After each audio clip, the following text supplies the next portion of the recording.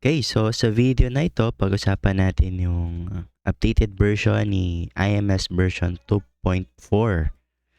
Ito naman yung version na may credit transaction. So sa pag-usapan natin sa template na ito, ano yung in-update at paano gamitin yung update. So ang update natin yung credit transaction. So kung gusto nyong malaman or maintindihan kung paano gamitin yung kabuang template, pwede nyo panoorin yung previous version nito, yung version 2.4.0. Ayan, para mas malaman nyo kung ano yung pinakadetalye ng video. Ngayon, meron tayong updated version, yung credit transaction. Pakita natin sa template na ito kung paano siya gumagana. So, usually, ang credit transaction natin na meron tayo ay yung nasa sales tab sheet. So, dito sa payment method, sa under ng payment method column, may choices kung ang payment method niya is credit or sa ibang salita, utang. Utang yung kanyang pagbabayad. So for example, meron tayong example dito na 3 rows na ang customer ay si Oli, itong mga binili. Ang kanyang payment method is credit. So once na credit ang payment method mo, dito sa dulong bahagi ng mga columns ng ating sales tab, itong apat na ito, magbubukas yung mga rows na yan. So, magkakaroon siya ng hint na pwede mo siyang lagyan ng details. So, what if hindi ito credit? Try natin.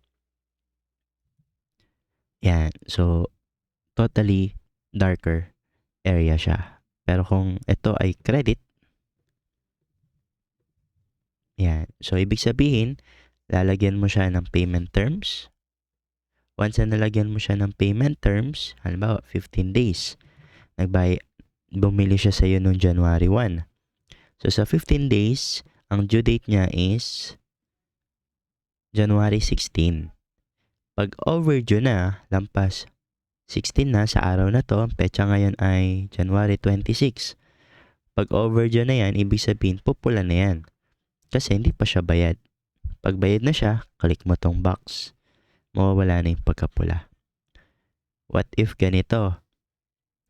Halimbawa, ito ay nilagyan mo ng payment terms, tapos nalagyan mo ng, syempre automatic naman tong due date natin. Nalagyan mo ng payment terms, pero hindi siya credit transaction. Try natin, cash. Yan, so pumula siya. Bakit? Pumula siya kasi nalagyan mo siya ng payment terms, hindi naman siya credit transaction.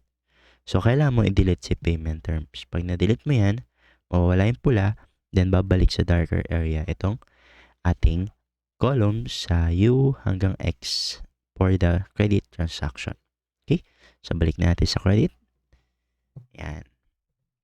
Ngayon, syempre, gusto nating malaman yung pag-reflect ng mga value or mga sum kung credit siya, kung hindi pa siya bayad, sa mga summaries natin. Gaya ng cash flow. Ayan. So, sa cash flow, dinagdagan natin ang column for sales credit. Na-identify natin yung mga credit transaction na hindi pa bayad. For example, itong 4.2, balikan natin itong sales. Meron ditong credit transaction na nagkakahalaga ng 4.2. So, tingnan natin kung magkano. 4.2 yan. Kakahalaga yan ng 4.2 mga credit transaction, pero hindi pa mga bayad. Kaya sa cash flow natin, may 4.2 dito. Ganun din sa ating monthly chart. May 4.2 sa month of January.